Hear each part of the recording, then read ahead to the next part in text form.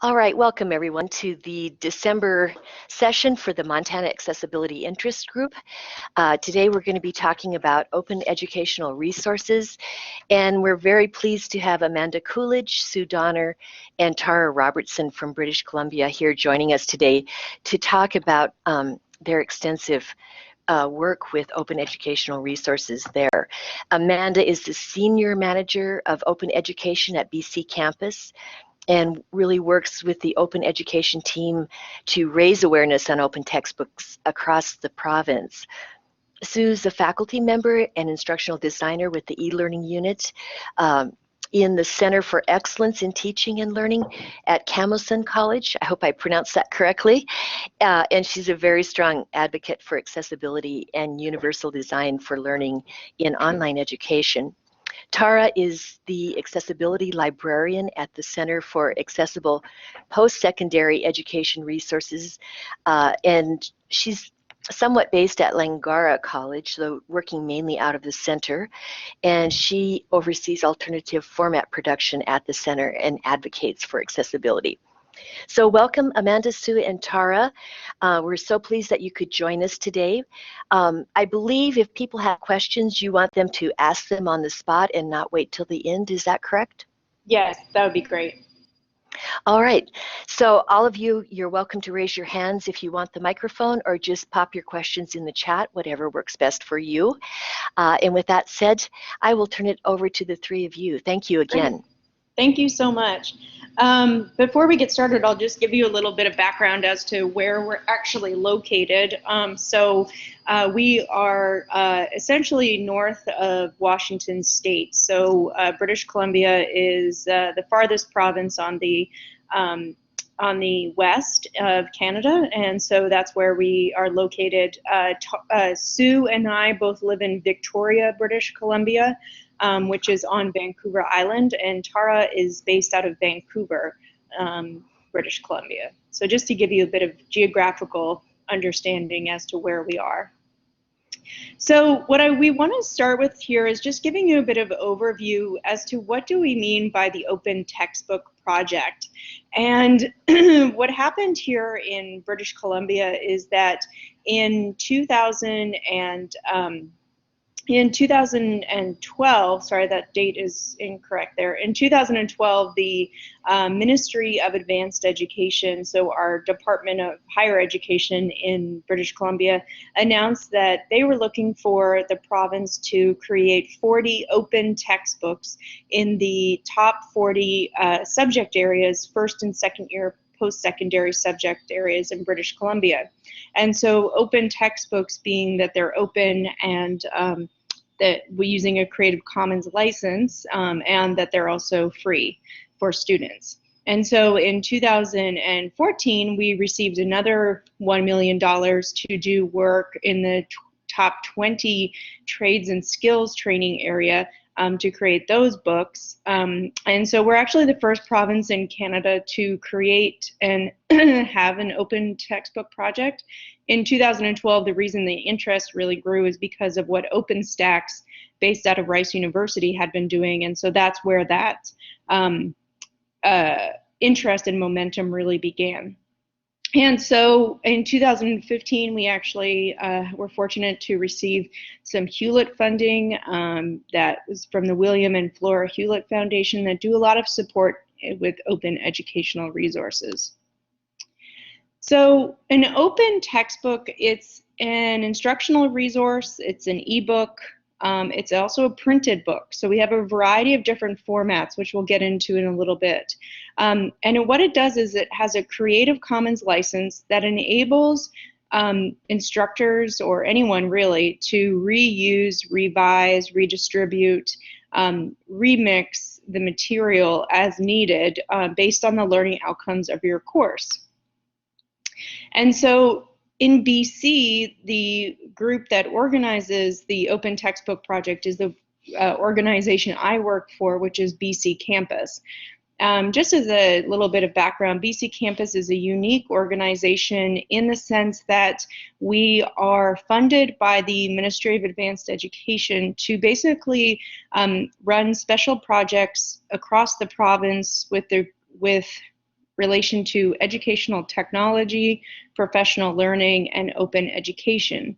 So the purpose of the Open Textbook Project was really threefold. The first being we wanted to increase access to higher education by reducing student costs, to enable faculty to have more control over their resources, so the ability for faculty to not wait until they receive a commercial textbook and then make that textbook fit into their course, but rather have their course dictate the instructional resources they would use, which seems to make sense. And then lastly is to really move the open agenda globally forward in a meaningful and measurable way. And so the background of this project is that we did three different things. The first is we harvested and reviewed. So what we did is we took a look at what already existed out there in terms of open resources. And as you know, that's the power of open educational resources, not having to reinvent the wheel, but rather take material that already exists in the commons and be able to put them into a collection. So we started creating these collections of open textbooks based on the 40 and 20 subject areas we were looking at. Once we did that, we put out a call for reviews. So we were asking faculty across British Columbia to review the textbooks to see if they would actually fit within the curriculum that they would be teaching in first and second year courses. And what it turned out is that many of the books were very US-centric. So what we needed to do was then put out a call for adaptation. So because of the Creative Commons license, we were able to ask faculty, what would you change based on the contents of the books? So for example, some of the books had many references to US incidences, US statistics, and so what they needed to do was really Canadianize the material to make it much more relatable for students in the Canadian context. And so based on those reviews, we were able to ask faculty across the province to submit a proposal to create those adaptations. And then thirdly, we had faculty do creations. For example, books such as Canadian history did not exist in the open textbook field, and so we had a faculty member actually create a two Canadian history books for us. So the collection today, as of today, we have 168 open textbooks in the collection. We have 78 of those books have been peer-reviewed. That are open peer reviews available for anyone to take a look at. And we have 82 open textbooks that have ancillary resources. So resources such as instructor resources, PowerPoints, and things like that. Instructional videos as well. And so the result, since 2011, we've seen a student savings just in our province of $2.5 million. We've reached over 20,000 students, and we've seen over 700 course sections adopt open textbooks. And this is what a faculty review looks like. Just to give you a bit of background, you can see here we have a review for Intro to Chemistry.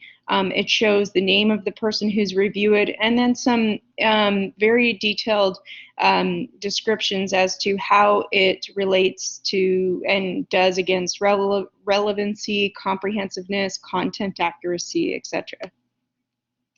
This is an example of an adaptation that I spoke about. So the adaptation being, he took the Intro Chemistry book, and because he adapted the book and included different examples and changed a lot of the material, we then dubbed it the first Canadian edition. So one of the things that will be of interest to a lot of you is the technology we use behind the scenes. And so what we use to create and adapt these open textbooks is a platform called Pressbooks.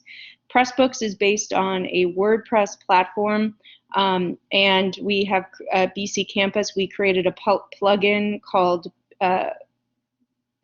Pressbooks textbook plugin.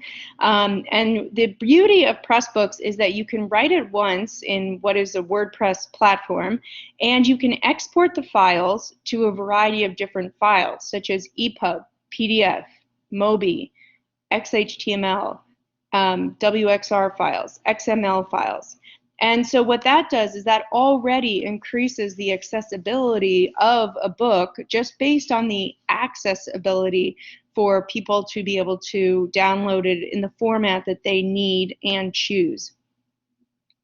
And so what we love about this is that it provides choices for students and for adapters. So it means that they can decide how it is they want to actually view or use the material. So when we speak about open materials, what we're really talking about is the ability for probably once in quite a long time for students to have day one access to the resources. And we don't have to see these common questions anymore that come up, which say, how can I even start your course because my textbook's back ordered, it's out of stock, I have the wrong edition. Or in the case of students who require alternative formats, we're seeing the situation where students say, well, I'm already a month behind because the alternative format isn't available for me at this point. And so why are we allowing students to start a term without the resources they need? And so this is where we see open educational resources, in particular open textbooks, as a solution to this. So I'm going to pass it on to my colleague Tara, who's going to talk about how we actually took this a step further. So the technology in Pressbooks was able to help us make a transformation in terms of the work, how students access it, but we needed to go a step further and identify if the resources we were actually developing were accessible by various technologies. This is just a screenshot of the website. We'd be happy for you to take a look at what's available at open.bccampus.ca. I'll pass it on to Tara. Work at an organization called Caper BC, and we do internet format provision for 20 colleges and universities across the province.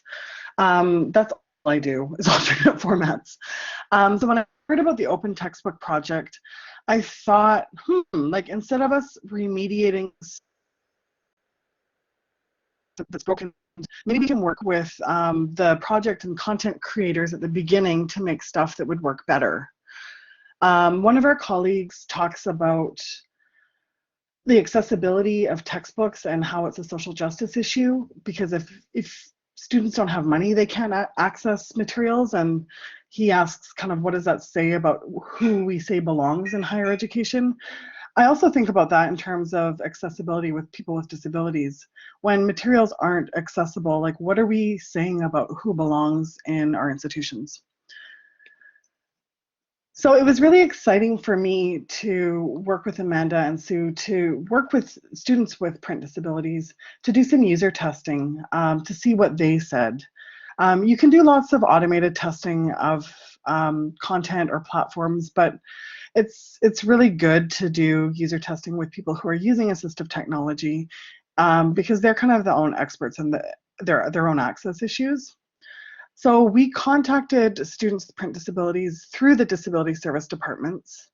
We sent them testing questions, got written feedback, and then we did an in-person focus group.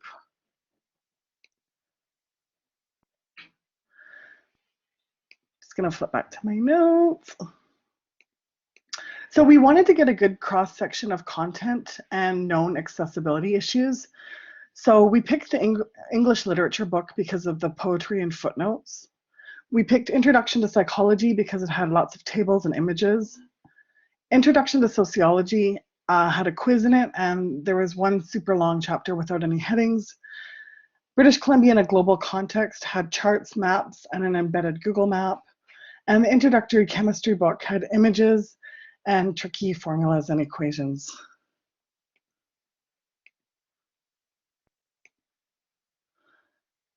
Oops.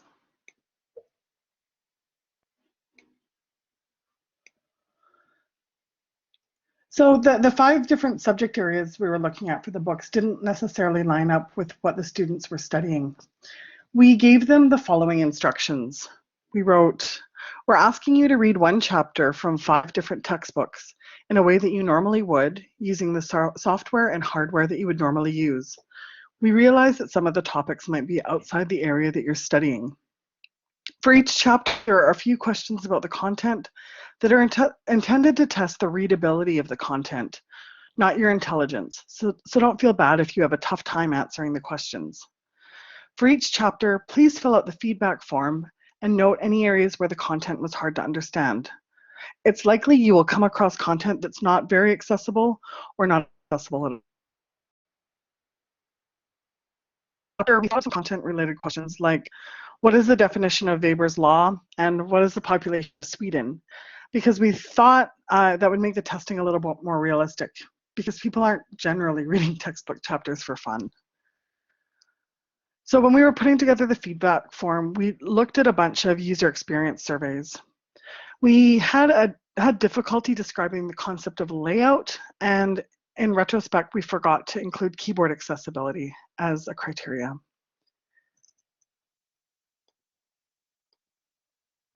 So this is a photo of us on the testing day.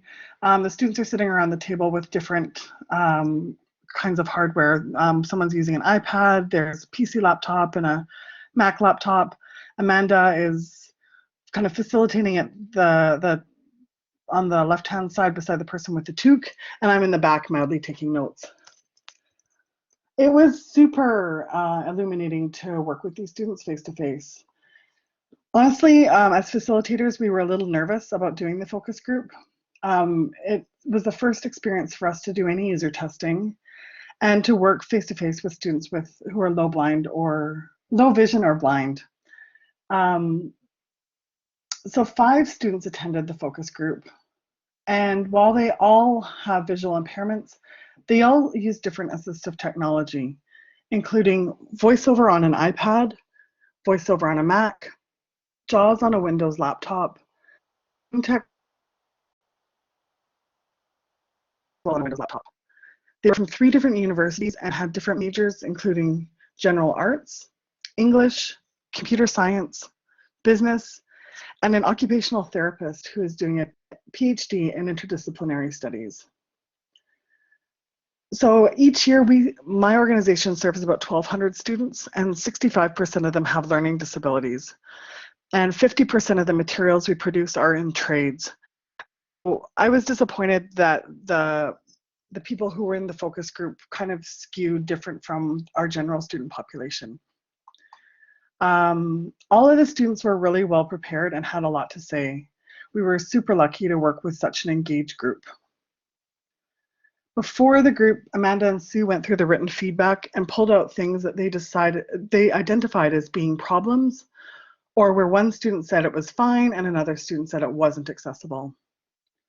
Amanda did a really great job of facilitating the day. She didn't make any assumptions about what students were experiencing or why it was problematic. Instead, she just kept asking for more detail or for them to show us what wasn't working.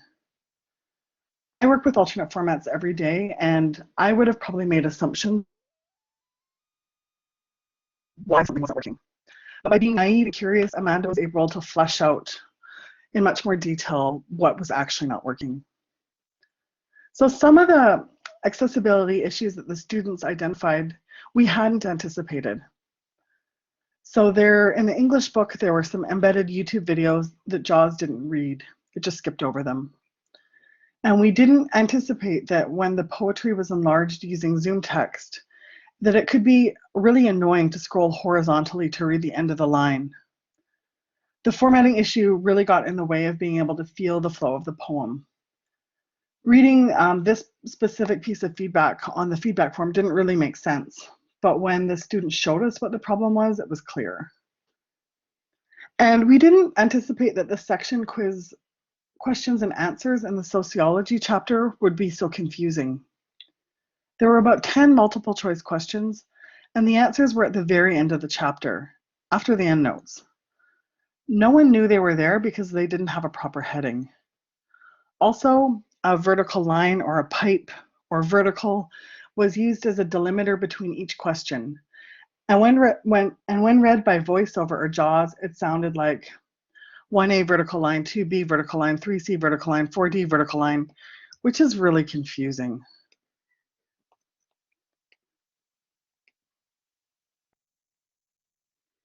So the students had really positive feedback about the experience, and they encouraged us to continue to consult with students who are using the books. And someone else said, "Thank you again. It was really a privilege to be part of this. You all did an excellent job. The facilitation, the bits and pieces of logistics, the questions and the feedback, great job to all of you." So I think this is something that we need to do more of in post-secondary, is do direct, like get direct feedback from students. And when we do user experience testing, make sure we include students with disabilities. And I think because of disability service offices, it's quite easy to connect in with students who may want to opt in and help with this. Before I hand it over to Sue, I just want to mention that we tried to repeat the same methodology with trade students who had learning disabilities.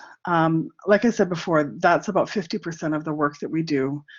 And we thought, because the first round of testing went so well, that we'd be able to easily use this methodology to work with a different population of students with different content. For the first round of user testing, I think we offered an honorarium of $250.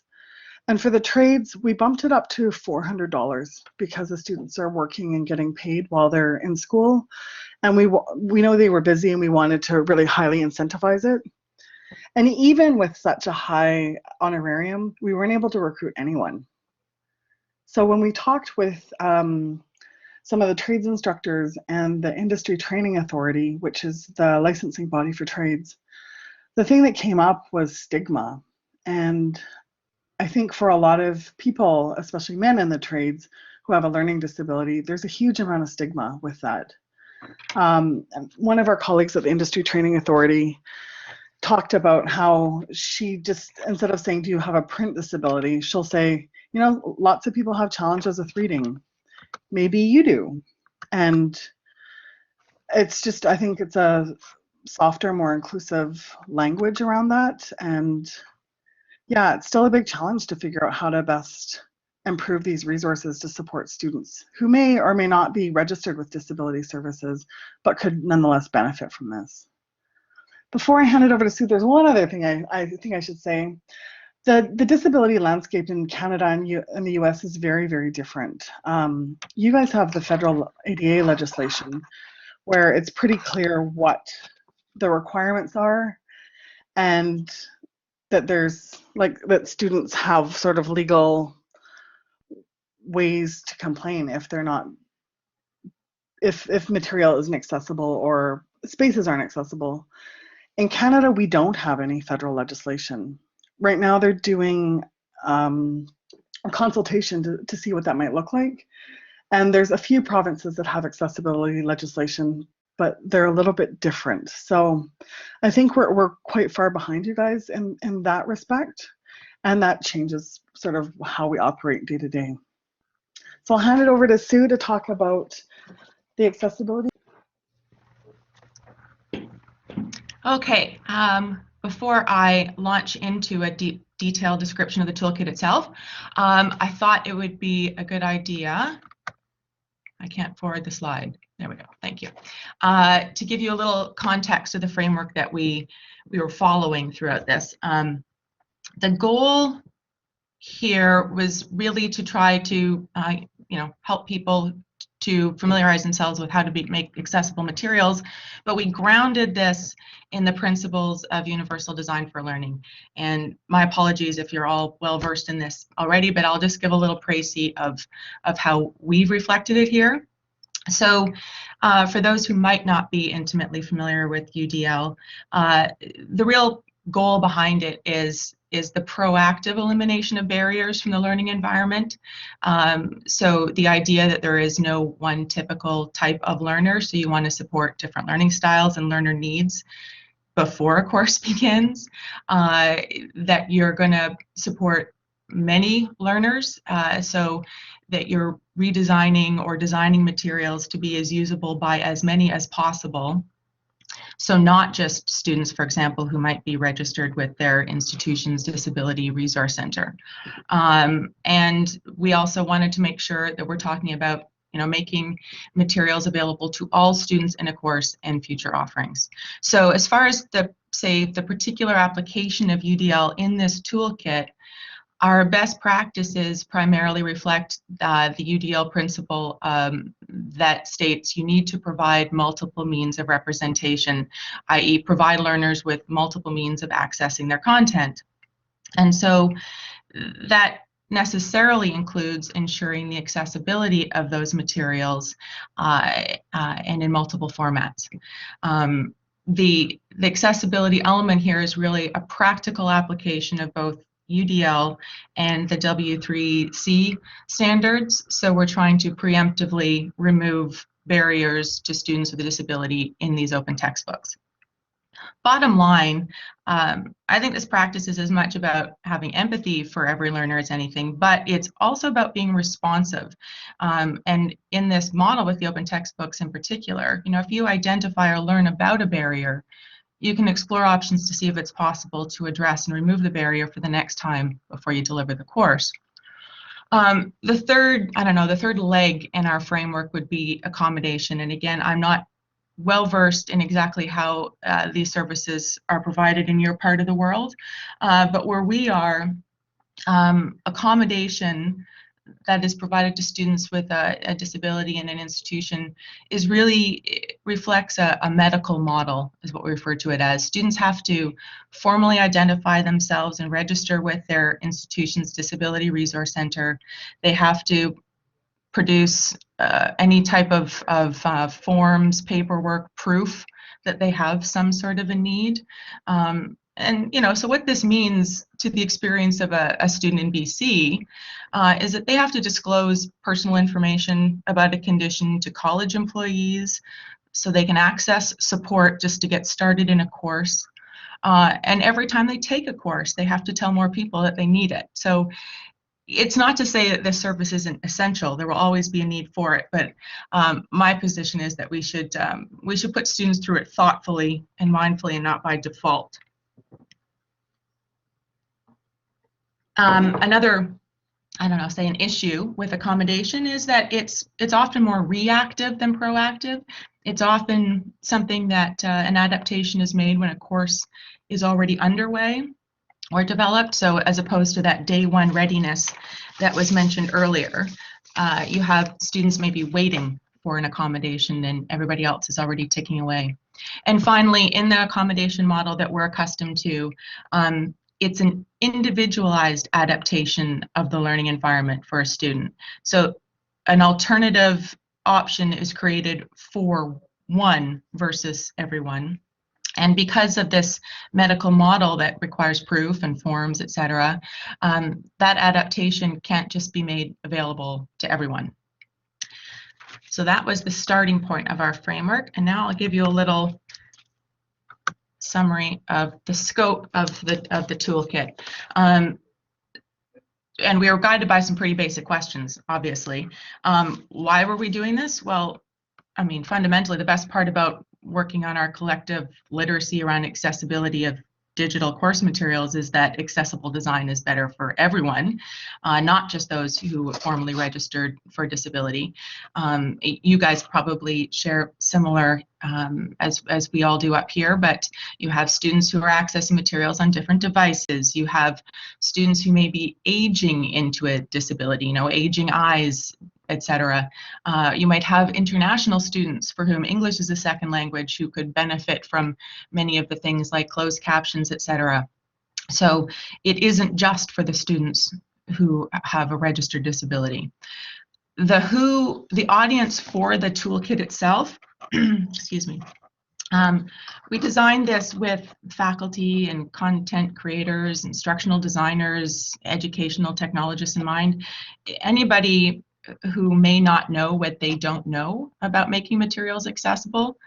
In my part of the world, I'd say the typical faculty developer is not always familiar with UDL strategies as they apply to accessibility anyway, and is maybe more likely just to refer students who identify themselves as having a disability to the institution's Disability Resource Center. When we were trying to determine what content to include, we didn't want to overwhelm with too much information. There are all sorts of resources that provide a lot, which frankly can result in panic for some. Our goal is to provide users with manageable steps. So ease that panic of I don't know what I don't know when you tell me my material has to be accessible. Our goal was to create digestible, user-friendly, plain language, just enough information guides. And our best practices sections within the toolkit are specific to the different types of textbook content that are included in the Open Textbook Library. It has the additional benefit of being transferable information outside of developing a textbook. And then the how. We wanted to bring the value of this work, make it personal to people, among other things. So in addition to placing a heavy emphasis on the principles of UDL and prepping for a fair start day one of a course, to further emphasize that this work has real benefits for real people, we wanted to integrate a humanizing element and elevate the student-centeredness of this practice. So we adopted and adapted user personas, originally inspired by a book, Web for Everyone, and Tara was prepped. And we also incorporated some additional personas based on the type of data that Tara had from CAPER, plus our own students. And through the integration of these personas, what we wanted to do is to help bring a recognizable person into the mix for each of the best practices sections. It's not just theoretical, it's these people who you're doing it for. And the where, we opted to develop the toolkit in the same platform that the textbooks are being delivered in, not least for convenience, but also because we wanted to model the practices of accessibility in the same environment that we are getting people to develop textbooks in.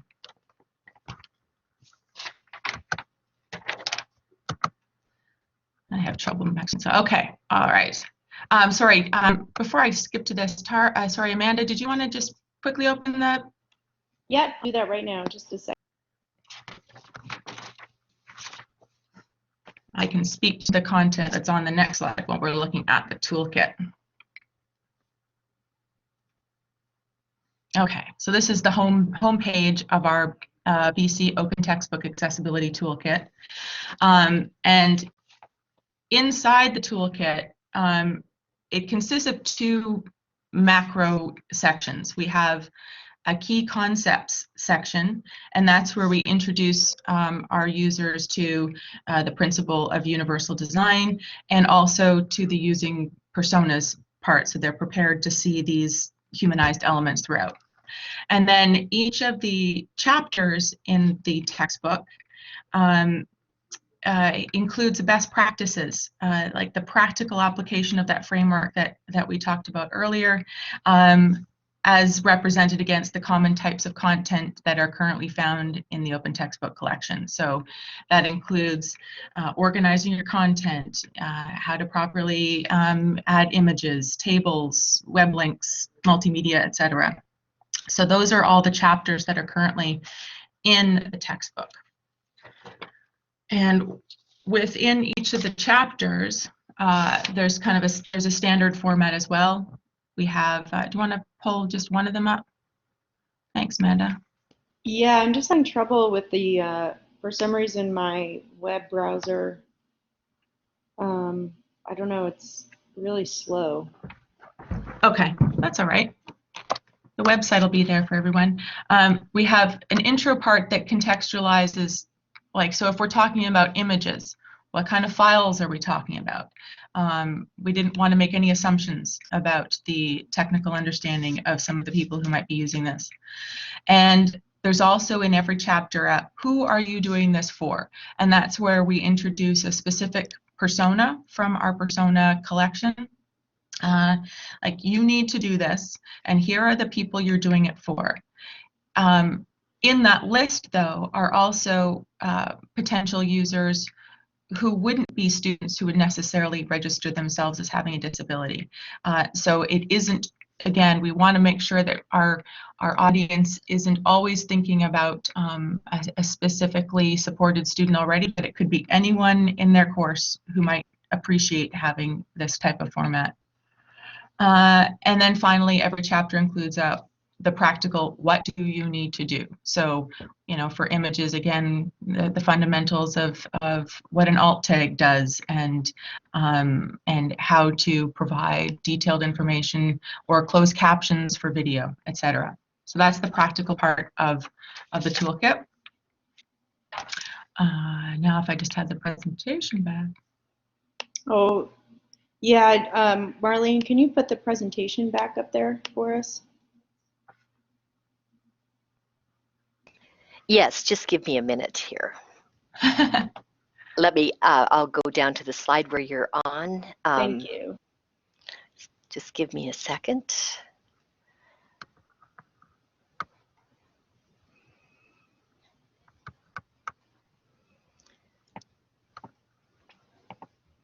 Sorry, I just hit, by accident, I hit stop sharing. Sorry.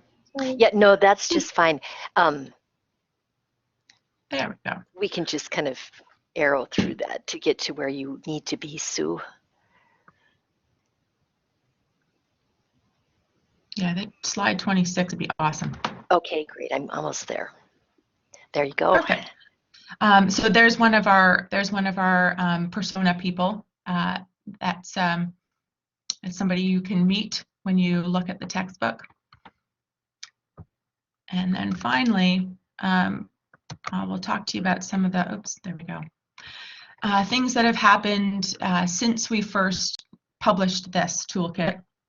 And Amanda could maybe speak to some of the process a little more specifically, but it's now, using the toolkit is now incorporated into the development process for all new open textbook creators. Do you want to jump in on that one, Amanda? Yeah, sure. So there's a couple things that we're working on right now. So whenever someone says that they're going to be building an open textbook within the project, we always ask them to please review the toolkit and make sure that what they're doing is in compliance with the accessibility standards that we put in there. Secondly, we've also hired a student who has been working with us to basically go back through some of the adaptations and creations and further ensure their accessibility. So she's been doing a lot of user testing, or sorry, individual testing on her own with using different types of screen readers and testing them out, not only online, but also their PDF versions as well as their EPUB versions. She's actually going to be presenting a webinar on December 6th. Thank you, Tara. And she's going to be talking in much more technical detail about what she's been doing specifically to update the books for accessibility and the lessons she's learned through it. So we're really excited about that. And then the last thing we're doing is in the book information. So on the main page of each book, you'll notice if you scroll down on an open textbook, there's information about book description. And then if it's an adaptation, it always identifies exactly what was changed within the book. And so what we're actually doing with regard to the accessibility piece is, with all the books that have been checked for accessibility, our student is going through and she will identify within the book information what has been done specifically to test for the accessibility so that folks know as they go through. Erin's asking, do we test EPUB using specific? She does, and of course I have no idea what it is right now, but let me pop her email in there so that, and I'll let her know you might email her about that. Her name is Josie Gray. And then I will, we also have a French translation that's now available online, and that was done really through the power of open, which is so great. Basically, a group in Ontario, or was it Quebec? I can't recall, but I believe it was Ontario, who wanted to change the book to be available in French, and so they went ahead and took the copy that that was posted, and they translated it, which is great. We've been doing a second round of testing with, this is what Tara was referring to about the trades and students with learning disabilities. And so one thing that came out of that actually is that CAPER BC went ahead and actually created audio recordings of every open textbook in the trades, which was 23 open textbooks. And so that's been instrumental.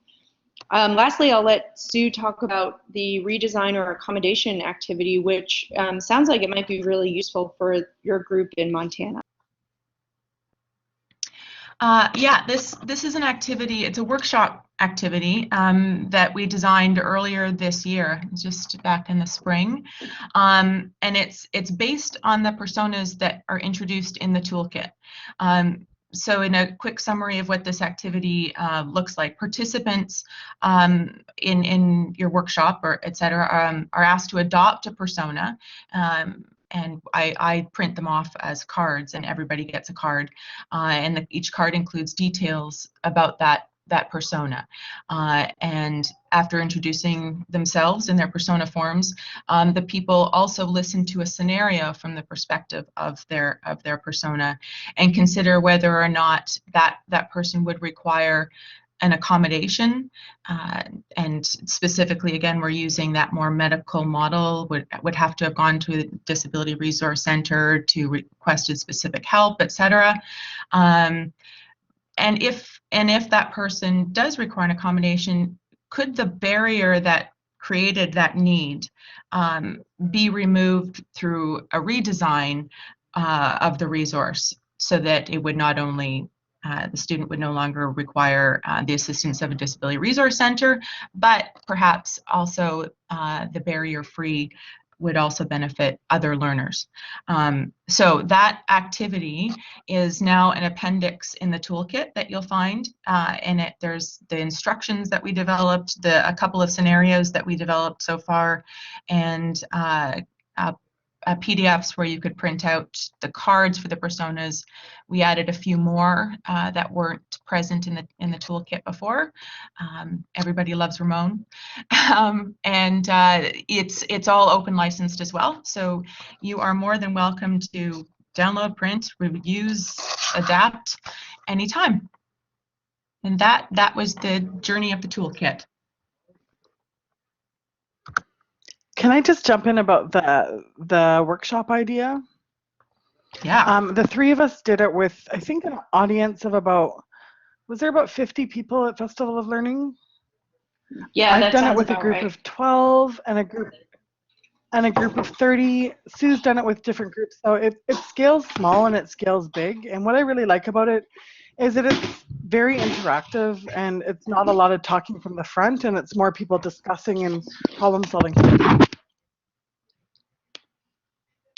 Yeah, and I think each time we've done it, participants there've been a lot of common ground, but there's inevitably a new perspective that's shared that is hugely rewarding for everybody.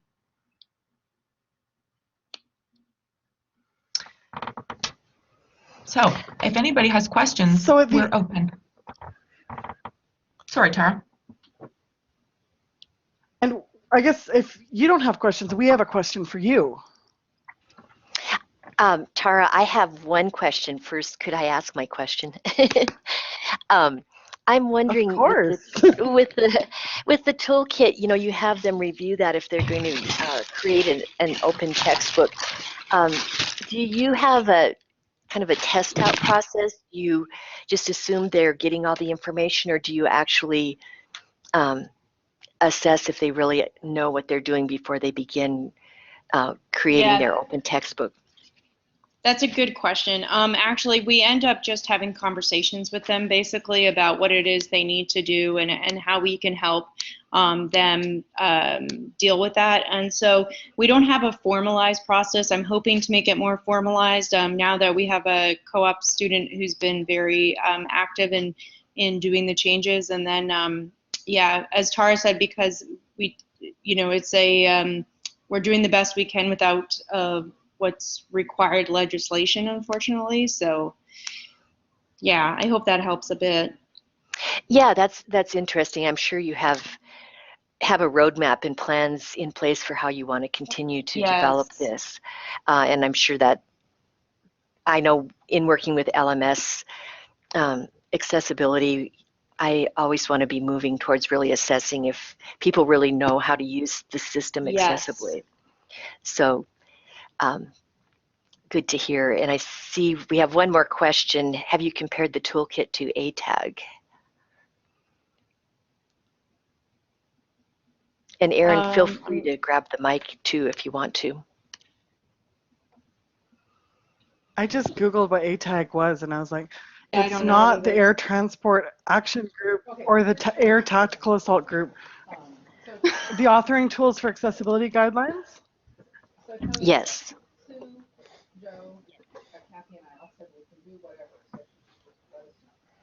I didn't know about that until now, but I think we should go away and look at Yeah. it. Yeah, I didn't know about it either till now, so we should look at that, yeah. Great. Thanks for mentioning, Erin. So we can get back to your question for us too, if whenever you would like to. So I guess our question is, like, what's one thing that you can do in your current role to improve accessibility on your campus? And I guess it's a question for everyone. Employ more blind people, yes. Well, I agree with you. We really need to be listening to the users more, the students, and really doing qualitative research and quantitative research on what the student experience is in terms of the learning environments that we're creating for them. Just in the little bit I've done of that, I think it's incredibly informative, and you really supported that when you talked about the workshops and the focus groups that you did. But I think that's one thing that we can really do more formal research in that area. Others may have other ideas.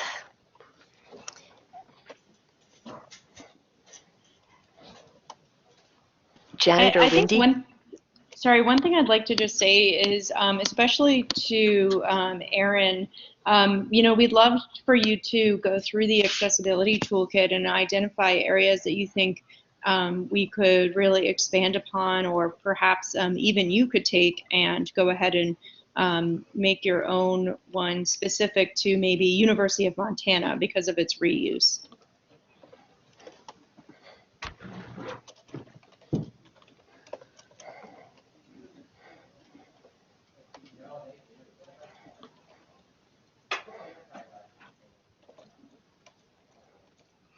And I think while the toolkit, the focus is on open textbooks, all the stuff around content and accessibility online could work for online courses, so it could easily be repurposed to work with faculty.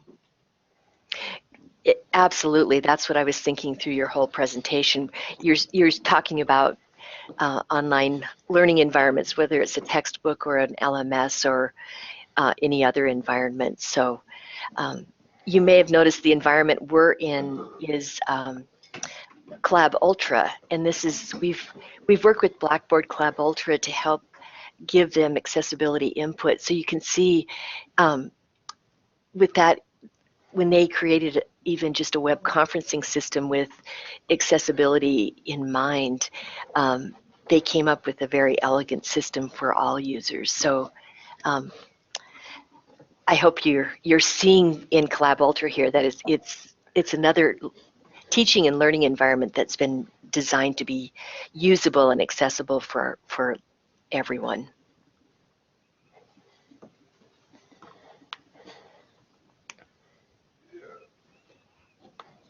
So are there any other questions from any either presenters or participants? Well, it looks like you have given us some really good information to explore here. I know we'll all be looking through the toolkit and wanting to kind of stay in touch with what your work is doing there. Yes, Erin, I've got all the links open in my browser, so I'll be sure and send those all to you. But we really we'll really appreciate following your work along. Do you have a blog or any way for us to stay in touch Hi. with you? For the day, so have a good weekend. You're leaving? Yeah, I'm gonna go to class and then I'm gonna leave. Okay. All right. Have a good weekend. You too, bye. See ya. So, Erin, your microphone's on. Oh, sorry about Yeah, that. It's you okay. can follow along at open.bccampus.ca. You can also sign up for a newsletter on bccampus.ca, which allows us, like, if we have a new blog post up related to this activity, that's where it is. I don't know if Tara wants to share her blog. She often has really great, insightful things to share about that, and we're very active on Twitter. Great to know. Tara, if you want to share your blog, we'd be happy to follow along there as well. But good to know about that newsletter. Great. Thanks that you were able to go down there, Nancy, into the Innovation Studio. But we look forward to following this project. You've got a great, thank you, Tara. That's wonderful to know where your blog is. We did have Wendy Walker here, who's also a librarian, so that's very helpful to have that. And we really appreciate all the work you've put into this and appreciate greatly your time today. Thank you, all three of you, for this wonderful presentation. Thank you for inviting us.